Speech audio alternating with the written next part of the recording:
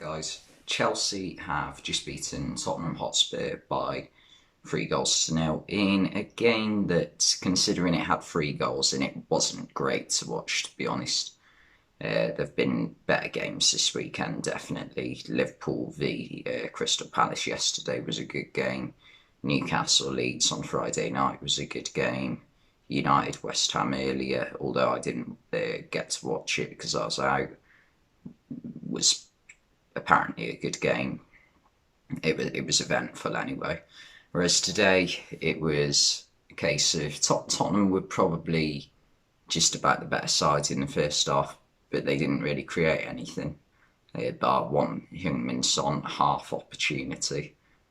The first half was really dull. Mason Mount got hooked off at half time, and I can understand why.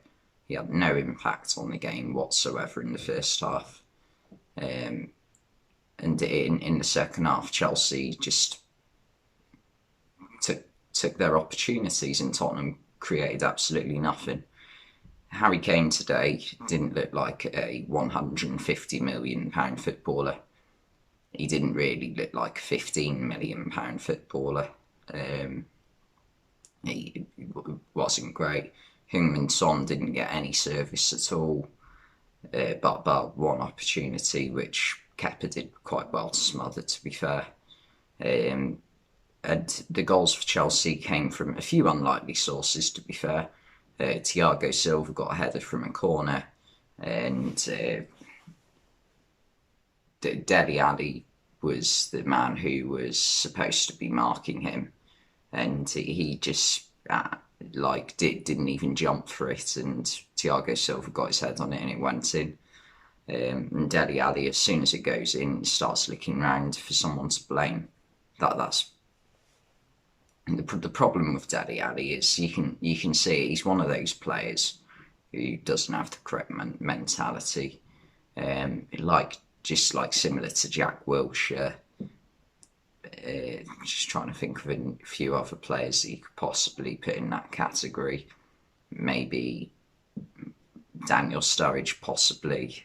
I think Daniel Sturridge might be a bit harsh on him, to be fair, actually. But you know what I mean, one of those players who clearly doesn't have the right mentality, like Jack Wilshere.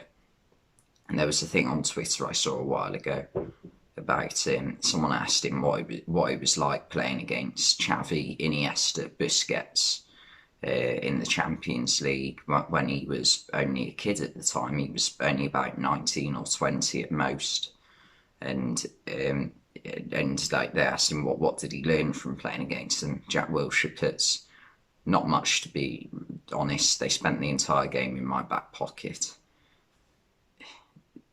By the way, Arsenal did win that game 3-2, but Barcelona absolutely trounced them in the return fixture and went on to win the Champions League that season with arguably the greatest team of all time. Jack Wilshere went on to be a free agent at the age of 29. You know, there is levels to this. His head's so far up his own arse, it's unbelievable. But yeah, and Dele Alli, he's 25, he should be in his prime, but the fact is, at the moment, his peak years have been when he's 20 or 21 years old, which is ridiculous for a player. He was putting up Frank Lampard numbers when he was in his first couple of years at Tottenham, and since then it's just gone downhill. And again today, just had very little impact on the game again.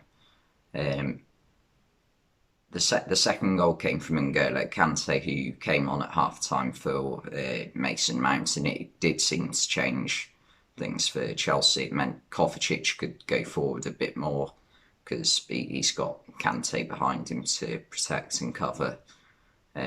And the shot from Kante looked as though it might have been going wide. It was hard to tell if it was an own goal or not. And I think it was Christian Romero who it deflected off and went the other side of the goal and hit the post and sort of trickled in. And that made it 2-0.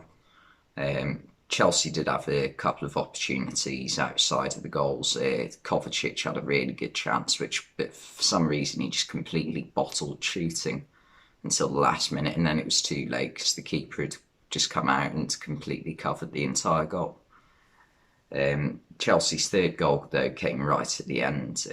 Timo Werner crossed it in low and hard behind. It was sort of in front of the Tottenham defence, and Rudiger put in a really good finish. He's running sort of diagonally away from goal, and he's managed to hit it first time whilst turning into the far bottom corner. It was a really impressive finish, to be fair, and that made it 3-0 to Chelsea. Considering 2 weeks ago Tottenham were top of the league, that they look very far from that right now. They just look mid-table mediocrity, to be honest. They've got a few good players. Højbjerg is a quality player. Son, quality player. Luke Moore is injured at the moment, but he's usually good. Harry Kane, he's a quality player, but for some reason, every time I've watched him over the past 3 or 4 months, I don't know if it's just a reflection on how bad Tottenham are, but he plays far too deep. He plays like Roberto Firmino does for Liverpool, but Firmino, it's different because Firmino isn't meant to be the goal scorer of the team, if that makes sense. He's meant to chip in with some goals, which he does, but Kane is meant to be Tottenham's goal scorer. That's why he's scored so many goals for the club. I don't know how many goals he's got for Tottenham, but it must be nearly 200, if not past that. And he just doesn't really look like a player who's going to score today. And Ndombele weren't great for Tottenham either. But yeah, it just, again, I don't know where Tottenham are going, really. It just doesn't look good at all for them. Chelsea, once again, weren't particularly great today, but they just ground out a 3-0 victory somehow. And that's what league title winning teams do. And that they're top of the league at the moment because their name begins with a C and Liverpool's begins with an L. And then Man United are second on the same, third on the same points, but with a slightly worse goal difference. And then Brighton are in fourth, which, I mean, fair play to them. They've started the season brilliantly, and they do have a good side. So I don't think they'll be fourth come the end of the season, but you know, if they can make a push for Europa League, that'd be a brilliant season for them. So that'll be interesting to watch if they can sort of be this year's West Ham. But yeah, anyway, that's pretty much all I've got to say on today's game. Thanks for watching, and I'll see you next time.